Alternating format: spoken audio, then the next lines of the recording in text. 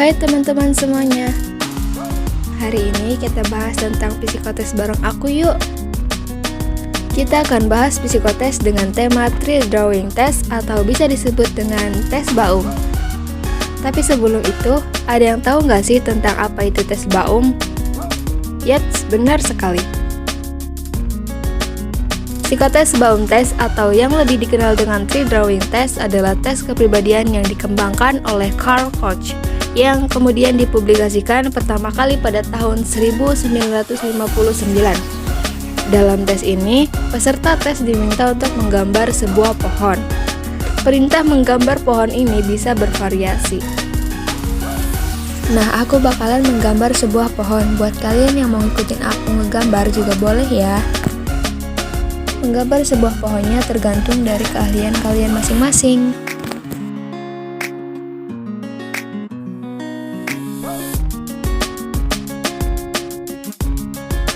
Menggambar pohon dalam tes Baum bertujuan untuk menganalisis karakter, kepribadian, dan latar belakang emosi individu.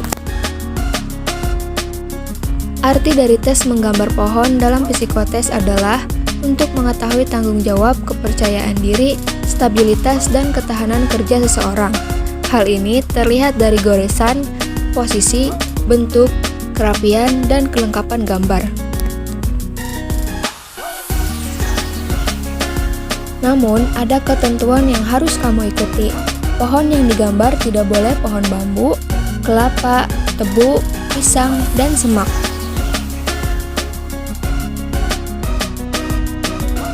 Penguji ingin kamu menggambar pohon yang memiliki ranting, dahan, dan berbahan kayu. Bahkan, tidak menutup kemungkinan untuk diminta menggambar pohon apel atau mangga. Kenapa dalam tes Baum harus menggambar pohon?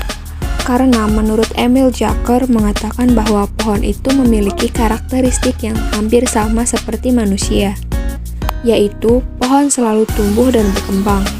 Dan untuk hidup, pohon memerlukan makanan dan minuman. Ia menganggap gambar pohon yang dibuat seseorang sebagai pernyataan dari the being of the person. Semua orang dapat mengikuti dan diberikan tes ini karena tidak ada batasan-batasan seperti usia dan kecerdasan. Yang penting, subjek tes dapat mengerti dan mengerjakan instruksi tes yang diberikan. Tes Baum juga memiliki kelebihan dan kekurangannya loh, yaitu tes Baum ini memiliki kelebihan yaitu dari segi waktu. Tes Baum ini dapat dilakukan dengan cepat, yaitu sekitar 5-10 menit. Dengan hanya menggambar pohon, seorang psikolog dapat menginterpretasikan banyak hal, karena mencakup ruang lingkup individu yang luas. Untuk para ahli klinis juga dapat digunakan untuk mengamati kemampuan motorik dari klien yang bersangkutan.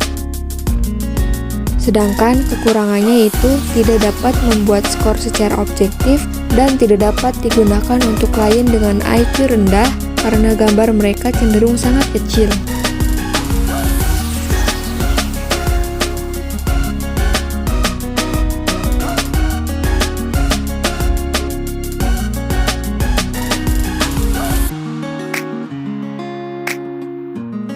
Berikut adalah gambar pohon yang diperbolehkan dalam tes Baum.